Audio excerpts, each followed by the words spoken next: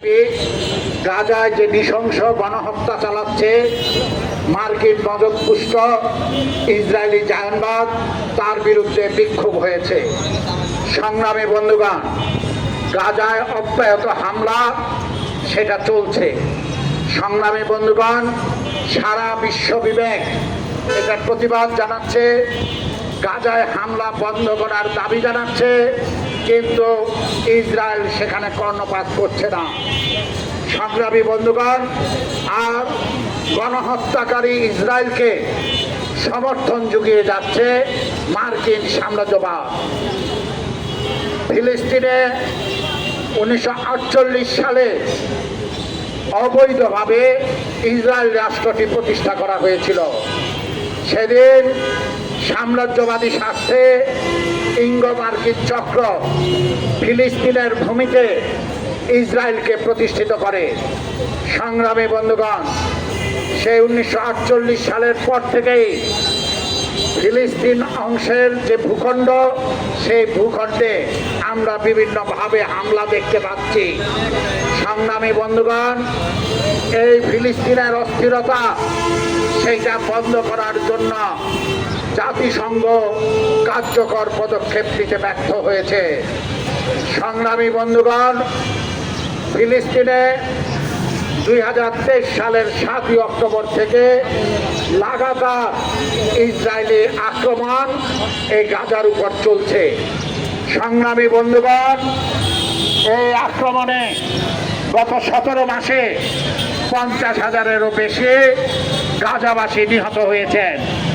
এর মধ্যে প্রায় 20,000 সেখানে শিশু। সংগ্রামী বন্ধুগণ, গত 19 জানুয়ারি থেকে আন্তর্জাতিক বিভিন্ন রাষ্ট্রের সহায়তায় সেখানে যুদ্ধবিরতি কার্যকর হয়েছিল, কিন্তু আমরা দেখলাম গত 17 মার্চ সেই যুদ্ধবিরতি ভঙ্গ করে ইসরায়েল আবার গাজায় হামলা শুরু করেছে।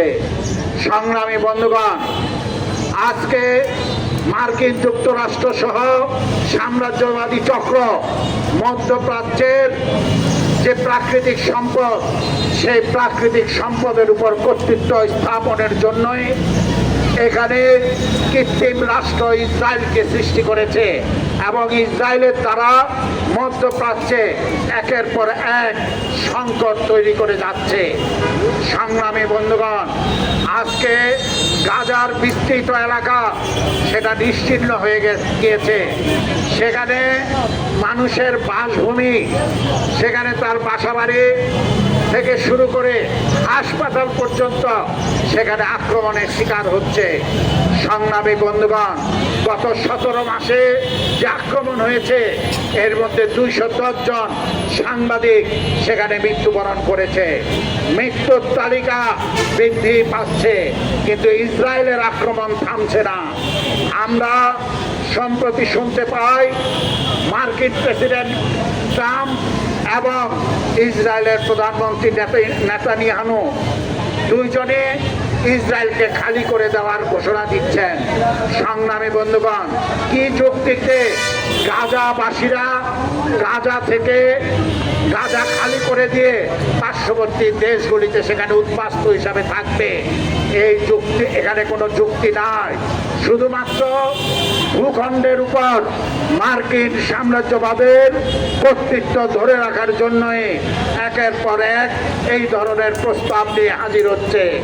সংগ্রামী বন্ধুগণ, মার্কিন প্রেসিডেন্ট ট্রাম্প আসার পরে সারা দুনিয়াব্যাপী এক অস্থিরতা তৈরি করার চেষ্টা করা হচ্ছে।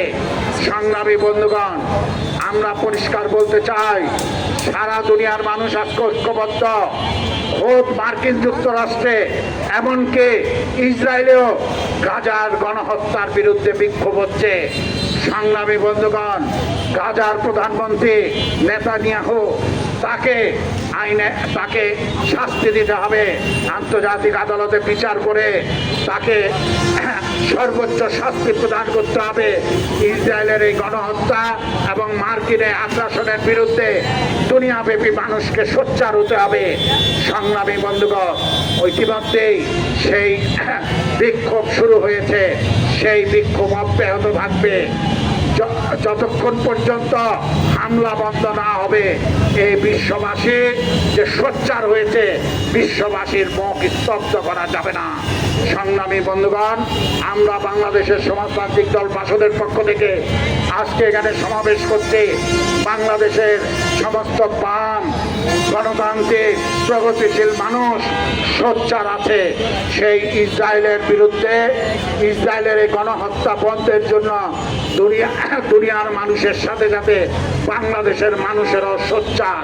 গতকালও আপনারা দেখেছেন এবং এই আন্দোলন অব্যাহত আছে, অব্যাহত থাকবে।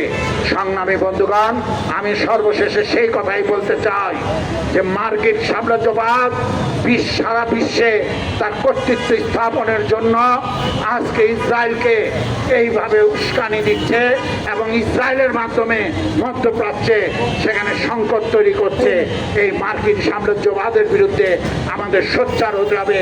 দুনিয়াব্যাপী যারাই সাম্রাজ্যবাদী আগ্রাসন চালায় তাদের বিরুদ্ধে সোচ্চার হতে হবে। বিশ্ব বিবেক ঐক্যবদ্ধভাবে এই সাম্রাজ্যবাদ, এই জায়নবাদের বিরুদ্ধে প্রতিরোধ করে তুলতে হবে। আমরা আজকে বিধ্বস্ত গাজায় যারা বেঁচে আছেন, যারা লড়াই করছেন, তাদের প্রতি একাত্মতা প্রকাশ করছি এবং আজকের সমাবেশে যারা উপস্থিত হয়েছেন তাদের সকলকে বাংলাদেশের সমাজতান্ত্রিক দল বাসদের পক্ষ থেকে আমি অভিনন্দন জানাচ্ছি। যারা আমাদের বক্তব্য শুনলেন, যে সমস্ত মিডিয়া এখানে উপস্থিত হয়েছেন তাদেরকেও আমরা ধন্যবাদ জানাচ্ছি, অভিনন্দন জানাচ্ছি। আমাদের সমাবেশের কাজ